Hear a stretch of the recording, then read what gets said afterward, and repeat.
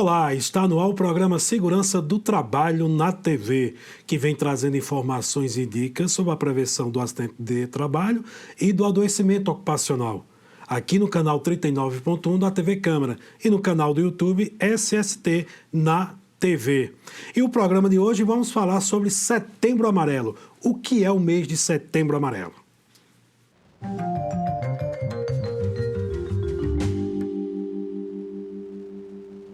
E para falar sobre Setembro Amarelo, estou trazendo aqui o nosso amigo psicólogo Alisson Menezes Pontes. Ele é psicólogo, doutor em psicologia clínica e mestre em ciências das religiões. E também especialista em existência, presidente da Unilife, Sistema de Ensino, e presidente da Associação Brasileira de Logoterapia. Seja bem-vindo, Alisson, ao programa Segurança do Trabalho na TV.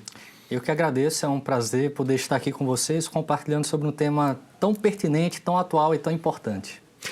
Pegando o gancho, o que é Setembro Amarelo? A gente está com os dois laços, estamos né? Aqui caracterizados. Isso, o que é Setembro Amarelo? Explica aí pra gente. Vamos lá, o Setembro Amarelo é um mês que ele tem por objetivo a prevenção do suicídio.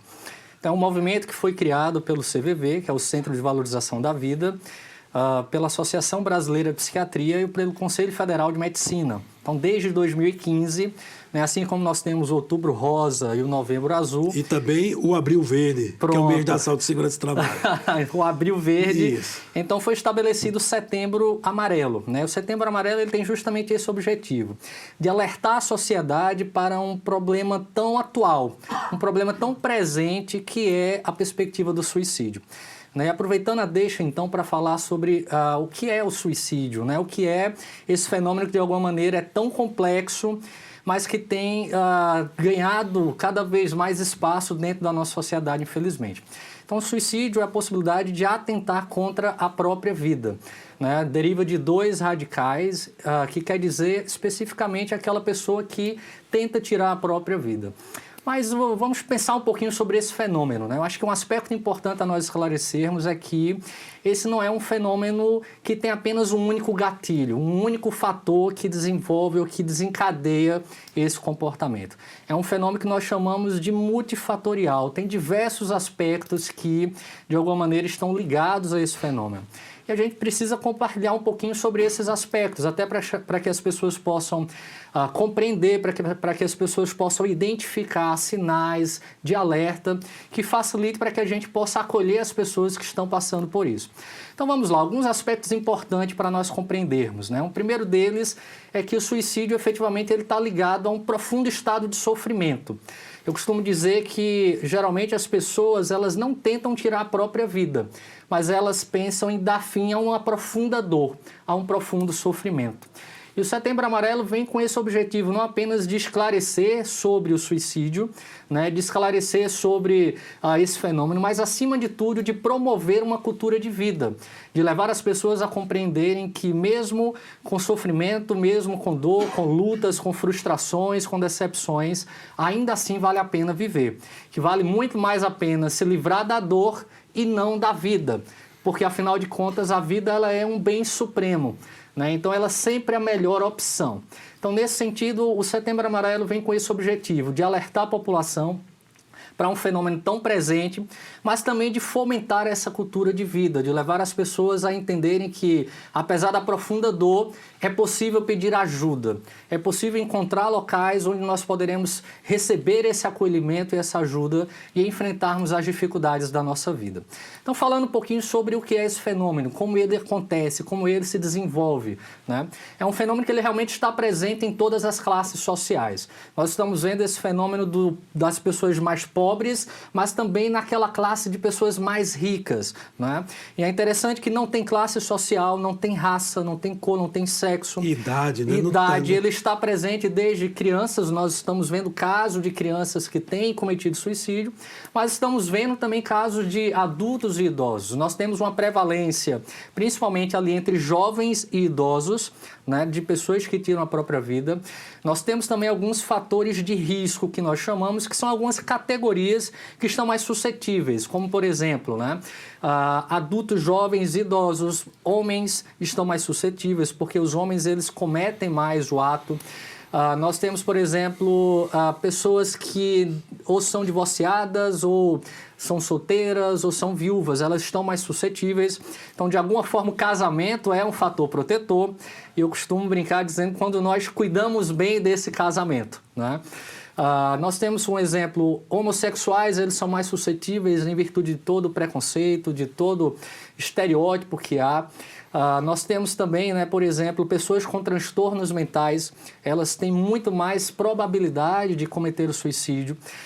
Um exemplo, a depressão hoje é o transtorno mental mais prevalente em casos de suicídio, né? Estima-se que cerca de 90% das pessoas que tentam o suicídio, elas apresentam algum transtorno mental. Em especial, a gente vê a depressão como o transtorno mental mais prevalente. Primeiramente, vem a depressão para depois chegar ao suicídio? Isso não é uma regra, né? Mas o que a gente tem visto, as estatísticas nos apontam que, de forma geral, a depressão ela está muito presente, né? Afinal de contas, eu costumo dizer que o suicídio é talvez a maior expressão de um desespero existencial, de uma profunda dor que a pessoa não consegue suportar, a ponto de pensar que tirar a vida vai resolver aquele problema. Mas é importante nós salientarmos que isso é uma utopia, isso é um pensamento equivocado, né? Porque muitos estudos mostram que pessoas que tentaram tirar a vida, mas conseguiram sobreviver, depois vêm com um profundo sentimento de arrependimento, né? Então isso nos mostra que, de alguma maneira, as ideias que se tem de que o suicídio ele vai aliviar uma dor, ele vai aliviar um sofrimento, ou ele vai trazer um alívio para a família, é um equívoco. Eu me lembro de uma pessoa que eu ouvi, e ela perdeu um pai, né, vítima de suicídio. E ela compartilha o quanto isso impactou a vida dela e da família dela. Então a ideia de que se tem, eu vou dar fim à minha vida porque vai trazer um alívio para a minha família, é uma ideia profundamente equivocada, porque deixa marcas profundas na alma dos familiares. Então, nesse sentido, a gente precisa trazer alguns esclarecimentos, né? O que favorece para que esse quadro se desenvolva? Vamos dar um exemplo. Nós temos alguns sinais de alerta, vamos assim dizer. São sinais que a gente pode ir identificando que facilitam para que a gente possa perceber quando a pessoa está começando então a entrar em um quadro que vai desde o pensamento suicida até o planejamento suicida e a execução. Então esses sinais nos ajudam para que a gente possa evitar que a pessoa então ela chegue ao último estágio, que é de cometer o suicídio, de atentar contra a própria vida. E alguns sinais são importantes, né? Vamos dar um exemplo. Uma alteração no comportamento. Então, uma pessoa que, de repente, ela começa a se isolar, ela começa a ficar mais em casa, ela não tem mais vontade de sair da cama. É aquele profissional, por exemplo, que perde a motivação no seu trabalho, perde a sua produtividade, né? Outros sinais que a gente pode identificar, uma alteração na alimentação.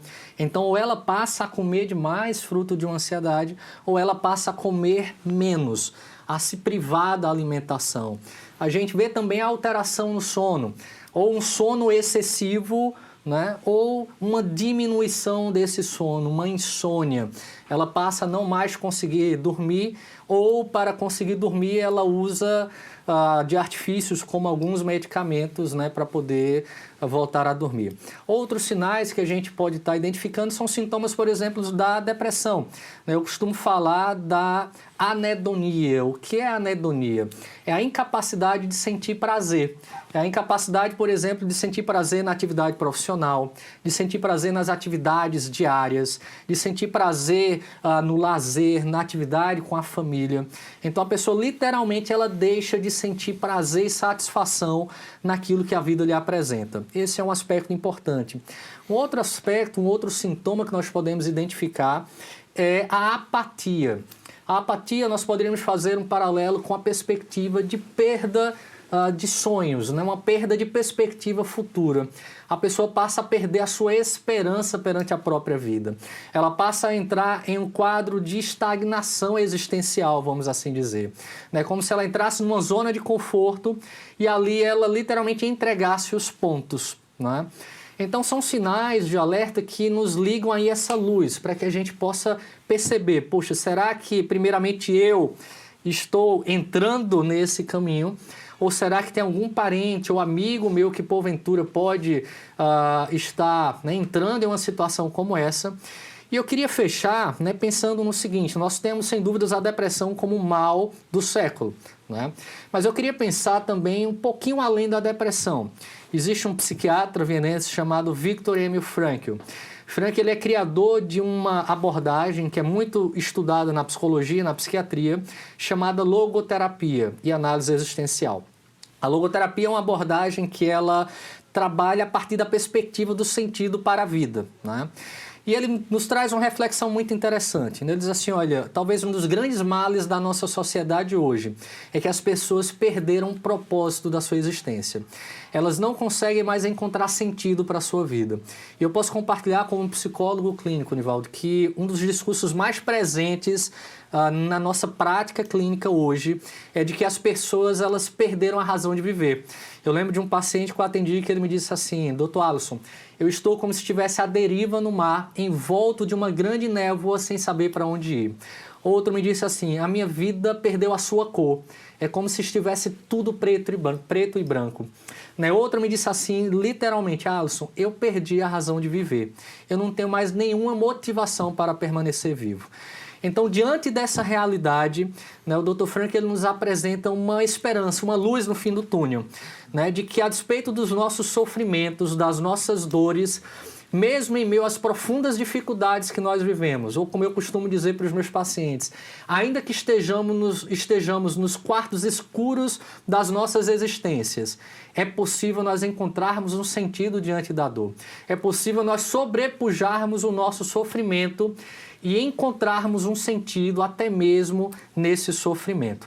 Então, um dos grandes desafios que nós temos hoje é de alguma maneira, reorientarmos a nossa vida para aquilo que tem sentido e valor.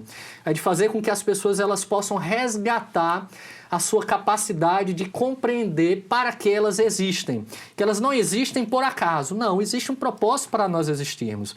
E nesse sentido, nós precisamos resgatar quais são as motivações da nossa vida. Quais são os sentidos que nos fazem levantar da cama e batalharmos por dias melhores. Então, dentro dessa perspectiva, o Dr. Viktor M. Frankl nos traz uma grande contribuição para o Setembro Amarelo, porque ele gera em nós esse senso de responsabilidade, para que a gente possa construir, como eu costumo dizer, ao final da nossa vida nós deixamos um monumento da nossa própria existência, que é o nosso legado.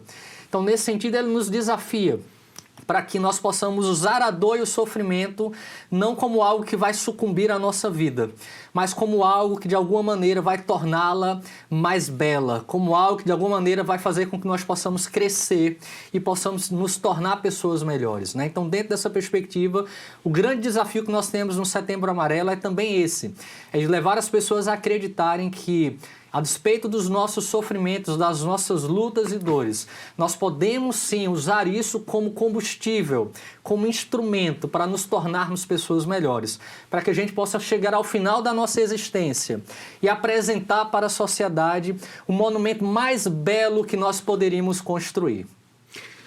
Ok, estamos conversando com Alisson Pontes, psicólogo, e está falando sobre o que é o Setembro Amarelo.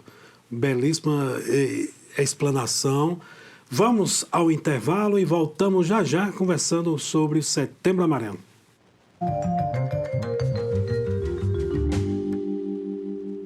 A violência no Brasil só cresce. Precisamos priorizar o endurecimento nas penas para criminosos. Um país tão bonito não pode ficar manchado dessa forma. Temos que acabar com a violência no Brasil. Vai uma balinha aí, tio, um amendoim, uma água mineral. Valeu, tio. Olha a água mineral, amendoim, pastilha. Vai água mineral aí, tia. Olha a água mineral. Contra uma pessoa com deficiência? Então, está na hora de mudar. Deficiência não é doença e essas dicas são para você. Pessoas com deficiência intelectual levam mais tempo para aprender. Mas isso não significa que sejam incapazes. Elas podem e devem estudar e trabalhar. Existem mais de 200 tipos de deficiência intelectual. A síndrome de Down é uma das mais conhecidas. Não seja superprotetor. Se a pessoa com deficiência for uma criança, trate-a como criança. Se for adulto, trate como adulto. Ao pedir alguma coisa, se ela não conseguir fazer, mostre um modelo e certifique-se de que foi compreendido. E o mais importante, respeite o ritmo dela. Cidadania é saber conviver com as diferenças.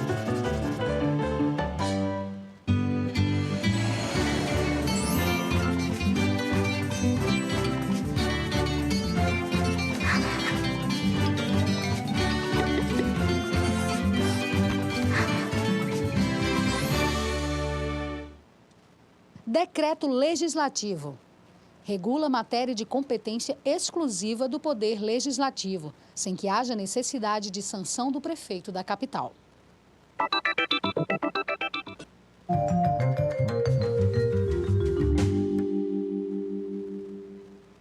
Olá, estamos de volta com o programa Segurança do Trabalho na TV.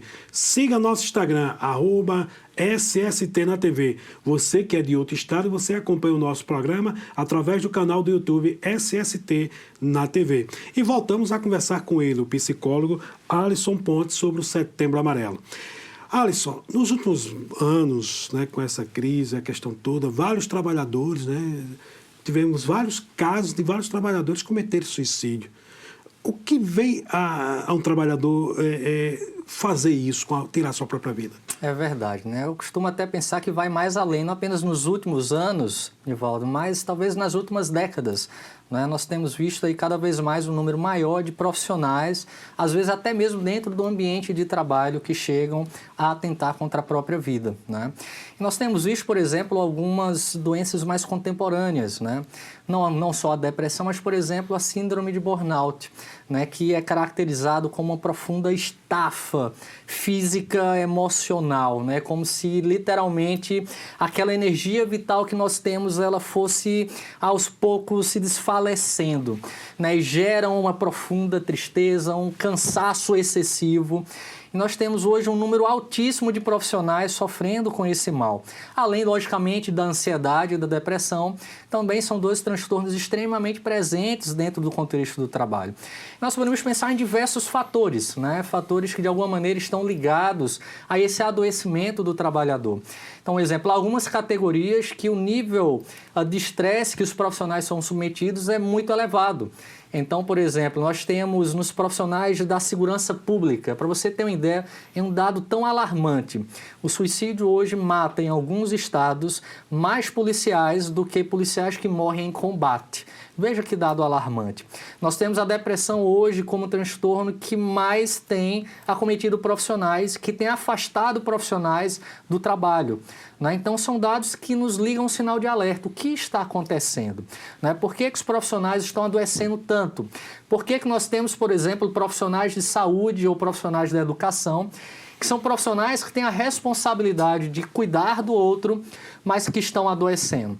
Nós temos visto médicos tirando a própria vida, temos visto professores entrando em um quadro de esgotamento profissional, né? E nós precisamos realmente ligar o sinal de alerta. O que é que está acontecendo? Que o profissional está perdendo a sua capacidade de trabalho, de se realizar na sua prática profissional. Eu costumo pensar que, além de todo o aspecto que envolve a prática profissional, nós temos hoje uma cultura que está pautada em alguns ismos. Eu gosto muito de falar sobre esses ismos. Por exemplo, o ativismo. Hoje nós vivemos uma época onde as pessoas não param mais, onde as pessoas estão ligadas 24 horas. Muitas vezes elas trabalham de manhã, de tarde, quando chegam à noite em casa, em vez de elas estarem com a família, elas estão aonde? No celular, nas redes sociais. Então as pessoas não têm mais parado, desligado. Elas perderam a capacidade de parar e contemplar. Contemplar o belo, contemplar a família, contemplar o outro, contemplar também a si mesmo, de olharem para si mesmas. Né? Então esse é um ismo que tem também adoecido a nossa sociedade. Um outro ismo que de alguma maneira está presente é o consumismo. Hoje nós vivemos uma cultura que há uma supervalorização do ter em detrimento do ser. Então, uma valorização muito mais entre aquilo que eu tenho, entre o cargo que eu ocupo, do que necessariamente em quem eu sou. Eu atendo, às vezes, casais ou famílias que chegam para mim desesperadas e me dizem: doutor, me diga o que eu faço com meu filho. E eu pergunto: o que é que está acontecendo? Não, ele tem 16 anos e eu não sei o que eu faço mais com ele. Ele não quer estudar, não quer sair do quarto, não quer sair do computador. E a gente começa a dialogar e ela diz assim: olha, esse menino sempre teve tudo. E aí está a resposta. Ele teve todos os presentes, mas não teve o quê? A presença dos pais. Né? Então nós vivemos uma época onde a presença tem sido substituído pelo presente. Né? Um outro ismo, por exemplo, que nós temos visto é o egoísmo e o hedonismo. O egoísmo entre a capacidade que as pessoas têm tido de olharem só para si mesmas e não olharem mais para o outro. Então nós temos nas relações familiares pais que perderam a capacidade de dialogar com os filhos, filhos que não dialogam mais com os pais, casais que não dialogam mais entre si. A cena mais comum que você vê no restaurante hoje são pessoas que estão próximas fisicamente, mas cada um está ligada na sua rede social. Elas não dialogam mais. As pessoas estão muito mais voltadas para si mesmas, para a sua realização, para a satisfação das suas necessidades. Então elas se casam e pensam: eu vou me casar, se eu não for feliz no meu casamento, eu arrumo outra pessoa. Então elas entram em relações pensando em realizarem a si mesmo, em realizarem o outro, em doar-se para o outro. Então esses são alguns ismos que têm trazido prejuízos para a nossa sociedade. E sabemos que toda a sociedade, todos os trabalhadores saem perdendo. Por quê? Porque a gente vê aí o suicídio, né? É o afastamento de todos os trabalhadores e a gente vê que as redes sociais nos últimos anos, né, várias pessoas foram acometidas. Né? Pois é. Tivemos vários trabalhadores, um juiz do trabalho, tivemos uma servidora de um órgão público aqui de João Pessoa. Então, assim, o que é que você tem... O que é que a gente pode fazer? O que a sociedade pode fazer? Excelente. O que nós, familiares, amigos, podemos fazer para não acontecer? Excelente pergunta. Né? Eu acho que a gente precisa não apenas compreender esse fenômeno, mas nós precisamos estar ligados e alertas. Um primeiro aspecto fundamental para o enfrentamento de uma situação como essa é nós estarmos atentos, nós estarmos ligados, nós prestarmos atenção nos nossos familiares e em nós mesmos. Porque o suicídio ele não bate só na porta do vizinho. A depressão não bate só na porta do vizinho. Se nós não cuidarmos da nossa vida, ela pode também bater na nossa porta. E nesse sentido, nós precisamos olhar para a nossa própria vida. O que nós temos feito com a nossa própria vida? Eu costumo falar sobre o tempo cronológico e o tempo existencial. O tempo cronológico é esse tempo de relógio. Nosso programa está acabando. Mas o tempo existencial é a capacidade que eu tenho de estar presente no aqui e agora. Então, nós precisamos estar presente nas nossas relações, no nosso trabalho, dar o nosso melhor perante a nossa própria vida. E o que fazer em pessoas que estão com uma situação como essa? Procurar ajuda é um primeiro passo. Essa pessoa não pode estar sozinha. Ela precisa de ajuda. Da ajuda só da família? Não. A ajuda da família ela é fundamental. Mas nós precisamos também da ajuda de profissionais qualificados que vão poder colaborar significativamente em uma situação como essa, como psicólogos, como psiquiatras. Nós podemos também fazer encaminhamentos. Nós temos, por exemplo, a rede de assistência social. O CAPS, por exemplo, é um serviço que nós podemos encaminhar. Nós temos a CVV com o número 188. Aqui em João Pessoa, nós estamos desenvolvendo um programa, Nivaldo, que é um programa de promoção de sentido para a vida e prevenção de suicídio, chamado Escolho Viver. Então, Escolho Viver tem o objetivo de acolher pessoas em situação de risco juntamente com a sua família. O nosso objetivo é propagar esse programa de maneira que as pessoas possam, antes de pensarem em atentar contra a própria vida, saber que existe um local onde elas podem procurar. Então, nesse sentido, são algumas dicas importantes que a gente pode estar esclarecendo para a população, para que as pessoas possam realmente pensar sempre 2 vezes antes de atentarem contra a própria vida, entendendo que a vida sempre vale a pena escolher por ela. Viver vale a pena, né? Viver vidas assim, viver melhor do que qualquer coisa. Vida não tem preço, né? É verdade. São fatos que a gente vê em toda a sociedade, né? Que além dos trabalhadores que se afastam da sociedade, o ente querido, a família fica a Deus dará. Né? É uma perca economicamente, financeiramente e emocionalmente. Sem dúvidas. Então, acho que esse momento ele é propício para nós ressaltarmos isso. Né? Eu costumo dizer que, sem dúvidas, se nós passamos por dificuldades, é porque o sofrimento faz parte da nossa humanidade. Mas eu tenho aprendido a crescer nos meus sofrimentos. E tenho sempre propagado isso para as pessoas, que vale dizer sim à vida, apesar de tudo. Como diria o Dr. Viktor Frankl, que foi sobrevivente de 4 campos de concentração nazistas durante a Segunda Guerra Mundial. Então ele tinha propriedade para falar sobre o sofrimento, porque ele sobreviveu a uma das maiores tragédias da humanidade. E nesse sentido ele diz de maneira muito clara, sim à vida, apesar de tudo. Isso é, vale a pena nós dizermos sim à vida, apesar da nossa dor, apesar do luto, apesar da frustração, da traição, da decepção, nós precisamos dizer sim à vida, porque vale muito mais a pena nós nos livrarmos da nossa dor, nós sobrepujarmos o nosso sofrimento e dizermos sim à vida do que efetivamente nós darmos cabo dela. Então, nesse sentido, eu agradeço a oportunidade, porque aqui foi um momento muito especial para a gente trazer informações, esclarecimentos, mas, acima de tudo, para nós promovermos essa cultura de vida, de que a vida é um bem supremo, que vale sempre dizer sim à vida. Obrigado a você que está em casa nos acompanhando através do canal 39.1 aqui na Paraíba. Em outros estados você acompanha pelo canal do YouTube Segurança do Trabalho na TV. Siga nosso Instagram, @SST na TV. Alisson, muito obrigado mesmo de coração. Fiquei muito feliz em você ter vindo conversar com os nossos telespectadores. E vamos marcar outras vezes para que você volte aqui, outras vezes para a gente conversar com os nossos amigos que estão em casa. Deixa a última mensagem para todos. Bom, eu primeiramente quero agradecer a oportunidade, né, de falar de um tema tão especial e tão importante, né, para a nossa sociedade hoje. Uma última mensagem que eu gostaria de dizer é só ressaltar um pouco do que eu tenho dito, né, que nós podemos encontrar sentido para a nossa vida até o nosso último suspiro e que nós nunca estamos sozinhos. Né? Se a nossa família nos abandona, eu particularmente creio que existe um Deus, que Ele nunca nos abandona e que Ele está com as mãos estendidas para nos ajudar, ainda que estejamos no fundo do poço. Ele é aquele que liga a luz no fim do túnel e nos aponta um caminho para uma vida melhor. Muito obrigado. Ok, nunca pare de sonhar. Nós podemos muito, nós podemos mais. Até o nosso próximo sábado, Segurança do Trabalho na TV.